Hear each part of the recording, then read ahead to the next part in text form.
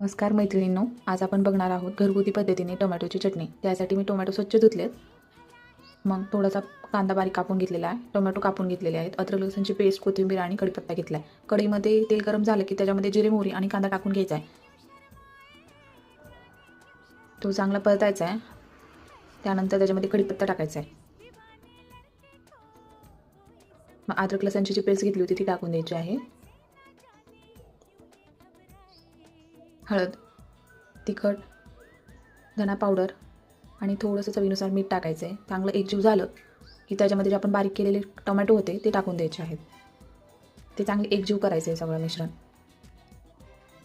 आणि मग झाकून ठेवू आपण थोडा वेळ. आणि थोड्या वेळानंतर त्याच्यामध्ये ना मी सुहानाचा मटण मसाला घेतलेला आहे, ऑप्शनल आहे. तुम्हाला वाटत असेल तर तुम्ही टाकू शकता किंवा नाही पण टाकू शकतात, पण त्याने चव खूप छान येते.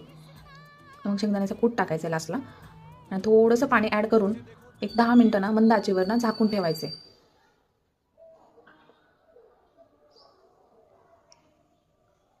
10 मिनिटांनी आपली टोमॅटोची चटणी तयार झाली आहे. धन्यवाद.